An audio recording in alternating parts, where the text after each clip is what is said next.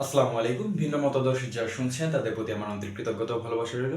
আমি রাহাদুর রহমান রিকি, পড়াশোনা করছি গোপালগঞ্জ টেক্সটাইল ইঞ্জিনিয়ারিং কলেজ গোপালগঞ্জে। আজকে যে ব্যাপারটা নিয়ে কথা বলবো সেটা হচ্ছে, তোমরা যারা এইচএসসি 25 ব্যাচ রয়েছো তাদের আর কি রেজাল্ট হয়ে গেছে গত 16 তারিখে। তো তাদের আসলে রেজাল্ট পরবর্তী করণীয়টা আসলে কি, সে ব্যাপারটা নিয়ে কথা বলবো। তো প্রথমেই যারা ভালো রেজাল্ট করেছো তাদের জন্য অভিনন্দন রইল।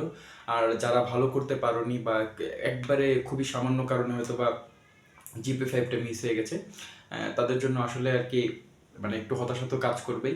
তবে সেই হতাশাকে আসলে ঝেড়ে ফেলতে হবে, ঝেড়ে ফেলে তোমাদেরকে সামনের দিকে আগাইতে হবে।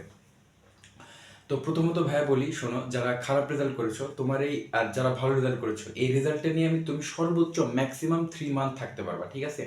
এর পরবর্তীতে তোমার আইডেন্টিটি হবে তুমি কোথায় পড়াশোনা করতেছো, ঠিক আছে? অতএব এই রেজাল্ট নিয়ে যে খুব বেশি লাফালাফি বা ফালাফালি করার তেমন কিছু নেই, আবার যে খুব হতাশায় ডুবে থাকবে ব্যাপারটা তেমন কিছু নেই, ঠিক আছে? তো এখন আসি আমরা, এই তোমাদের রেজাল্ট দিয়েছে হচ্ছে গত তারিখে, মানে গত 16 তারিখে দিয়েছে। আজকে হচ্ছে তোমার কয় তারিখ? 20 তারিখ। 17, 18, 19 3 দিন চলে গিয়েছে। রেজাল্ট যাদের খারাপ হয়েছে তো তারা 3 দিন কান্নাকাটি করছে, মন টন খারাপ ছিল, ঠিক আছে, ইটস ওকে। কিন্তু আজকে থেকে, এখন থেকে বা এই ভিডিওটা দেখার সময় থেকে তুমি যদি ওই রেজাল্ট নিয়ে পড়ে থাকো, তোমার এইচএসসি রেজাল্ট খারাপ হয়েছে, তোমার হ্যান হয়েছে ত্যান হয়েছে, এগুলো নিয়ে যদি পড়ে থাকো, তুমি আলটিমেটলি লাইফে প্রচুর পরিমাণে ক্ষতিগ্রস্ত হবে, ঠিক আছে? তোমার লাইফটা এখান থেকে আর কি ডাউনফল শুরু হয়ে যাবে। তো এইটা নিয়ে তোমার কখনোই ভাবা ঠিক হবে না, তোমাকে সামনের দিকে আগাতে হবে। লাইফে সবসময় চিন্তা করবা কিভাবে সামনের দিকে আগানো যায়। পিছনে যা হয়েছে তা হয়ে গেছে, ঠিক আছে? কখনো ব্যাকওয়ার্ড চিন্তা ভাবনা করা যাবে না, অল টাইম ফরওয়ার্ড চিন্তা ভাবনা করবা, ঠিক আছে? লাইফে আপস অ্যান্ড ডাউনস এগুলো থাকেই। তো এখন আমরা আসি, যে কথাটা বলবো সেটা হচ্ছে, ভাই রেজাল্ট তো এই বছর, আর আরেকটা কথা বলি সেটা হচ্ছে, এই বছর রেজাল্ট কিন্তু খারাপ হয়েছে, ঠিক আছে? তুলনামূলক যেরকম রেজাল্ট হওয়ার কথা, রেজাল্টটা খুবই খারাপ হয়েছে।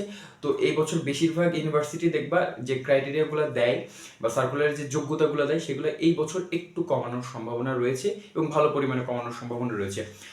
আর যাদের যে পয়েন্ট তোমরা পেয়েছো তারা সেই পয়েন্ট অনুযায়ী মোটামুটি একটা আন্দাজ তো করতে পারবো যে আমি এখানে পরীক্ষা দিতে পারবো, এখানে দিতে পারবো না। তো ওই আন্দাজ অনুযায়ী তোমরা যেখানে যেখানে পরীক্ষা দিতে পারবা সেখানে তোমরা সেই অনুযায়ী পরীক্ষার প্রিপারেশন নাও, ঠিক আছে? ধরো তোমার মেডিকেলে তুমি, মেডিকেলের কথা বলছি না, ধরো তুমি আগে মেডিকেলের প্রিপারেশন নিচ্ছিলা বা ইঞ্জিনিয়ারিং প্রিপারেশন নিচ্ছিলা, তোমার রেজাল্টটা আশানুরূপ হয় না, এর জন্য তুমি হতাশ, ঠিক আছে, হতাশ স্বাভাবিক ব্যাপার। কিন্তু ভাইয়া, জিনিসটা কি, তোমার তো এখনো ভার্সিটি হাতে সুযোগ আছে, তোমার ডিইউ আছে, আরইউ আছে, জাহাঙ্গীরনগর আছে, আরো বিভিন্ন ভার্সিটি আছে। তুমি এগুলোও ভাইয়া ট্রাই করো। তোমার হাতে যদি এটা সুযোগ আছে, তুমি এই 3 মাস ট্রাই করো, তোমার দ্বারা সম্ভব, ঠিক আছে? আর আরেকটা বাস্তবতা কি বুঝছো, আমরা যখন ইন্টারমিডিয়েটে পড়ি ফার্স্ট ইয়ারে, তখন আমাদের মনে হয় কি যে আমরা বুয়েট, মেডিকেল, ঢাকা ভার্সিটি তিনটাতে চান্স পাবো এবং পড়বো কোথায় সেটা হচ্ছে চান্স পাওয়ার পর ডিসাইড করবো। আসলে আলটিমেট বাস্তবতা হচ্ছে ভাইয়া, তিনটার যে কোনো একটা জায়গায়, মানে ঢাকা ইউনিভার্সিটির কথা বাদ দিলাম, যে কোনো বাংলাদেশের যে কোনো পাবলিক ইউনিভার্সিটিতে চান্স পাওয়া আসলে মানে এত পরিমাণ প্রতিযোগিতা হয়, মানে আলটিমেটলি খুবই tough, this is so tough, ঠিক আছে? আর এটা কম্পিটিশনটা আসলে মানে মানে যারা দেয় তারা একমাত্র ওই পরিস্থিতিটা বুঝতে পারে, রিয়েলাইজ করতে পারে। তো তোমার হাতে এখন যে যে ইউনিভার্সিটিতে পরীক্ষা দেওয়ার সুযোগ থাকবে, তুমি সবগুলো ইউনিভার্সিটিতে পরীক্ষা দিবা, ঠিক আছে? আর আরেকটা বিষয় যেটা ক্লিয়ার করি, অনেকে হয়তো ভাবতেছে যে ভাইয়া আমি সেকেন্ড টাইম দিব, আমার যদি ফার্স্ট টাইমে না আমি সেকেন্ড টাইম দিব, বা আমার তো এই বছর ইন্টার রেজাল্টটা খারাপ হয়েছে, আমি সামনের বছর আবার ইন্টারমিডিয়েট পরীক্ষা দেবো, দেন আবার অ্যাডমিশন দিব। ভাইয়া, এই বোকার মতো প্রশ্ন এখন করার দরকার নাই। তোমার আগে আপাতত কি সামনে অ্যাডমিশন আছে, যে যে ভার্সিটিতে পরীক্ষা দিতে পারবা সেই সেই ভার্সিটির প্রিপারেশন নাও, সুন্দর করে পরীক্ষা দাও। পরীক্ষার রেজাল্টের পরে বাবা তুমি ঠিক করিও তুমি প্রাইভেটে পড়বা, নাকি আবার ইন্টারমিডিয়েট পরীক্ষা দিবা, না সেকেন্ড টাইম অ্যাডমিশন দিবা। এই সেকেন্ড টাইম অ্যাডমিশন, আবার ইন্টারমিডিয়েট পরীক্ষা, প্রাইভেট প্রাইভেট হ্যান ত্যান ঘোড়ার ডিম, এই যা আছে সব মাথা থেকে ছেড়ে ফেলো। এখন তোমার টার্গেট একটাই, ভাইয়া আমি যেখানে পরীক্ষা দিই না কেন আমাকে চান্স পেতে হবে, সিট গ্যাদার করতে হবে। বুঝা গেছে কথা?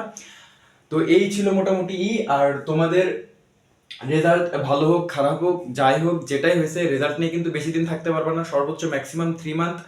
আর মেইন কিন্তু আলটিমেটলি 3 মান্থের পরে যে ওই ভার্সিটির কথাই মানুষজন জিজ্ঞেস করবে। আর এমনও অনেক মানুষ আছে ভাই, জানো, যারা এসএসসি ইন্টার দুইটার কোনোটাতে প্লাস পায় নেই, কোনোটাতে জিপে 5 নেই, অথচ তারা ভালো ভালো ভার্সিটিতে পড়াশোনা কিন্তু করতেছে, ঠিক আছে? তো আর অ্যাডমিশন টাইমটা আসলে খুবই টাফ টাইম যায়। তো পার্সোনালি আমি যদি আমার কথা বলি, আমার কিন্তু এসএসসি ইন্টার দুইটাতে কিন্তু জিপে 5 ছিল, ঠিক আছে?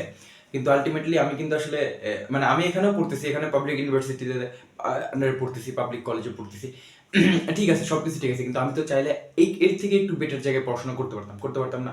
কিন্তু আলটিমেটলি আসলে লাকটা আমার ফেভার করে না, বা আমার যাই হোক সামহাও আমার নিজেরও ঘাটতি ছিল, যাই হোক যে কারণে হয় নাই। কিন্তু আলটিমেটলি কি হতাশ হলে হবে?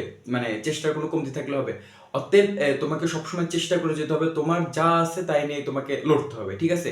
আর এখন লড়াইটা হচ্ছে যারা খারাপ রেজাল্ট করছো, পরিবারও অনেক কথা শোনাবে, আত্মীয়স্বজন কথা শোনাবে, বা ফ্রেন্ডরা ভালো রেজাল্ট করছে, খারাপ লাগবে, সবকিছু ঠিক আছে, কিন্তু নিজেকে কোপ আপ করতে হবে ভাইয়া, ঠিক আছে? নিজেকে কোপ আপ করে সামনের দিকে আগাইতে হবে। আসলে অ্যাডমিশন টাইমটা আসলে পড়াশোনা তো সবাই করে, কিন্তু মেন জিনিসটা আসলে এই মাথা দিয়ে, ঠিক আছে? যে যার মাথা বা নার্ভ যত ঠান্ডা রেখে কাজ করতে পারে, পড়াশোনা করতে পারে, সে আসলে মনে করে আলটিমেটলি আগায় যায়।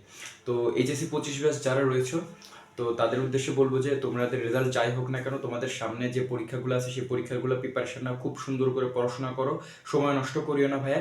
ইনশাল্লাহ তোমাদের জন্য ভালো কিছু হবে। তো ধন্যবাদ সকলকে।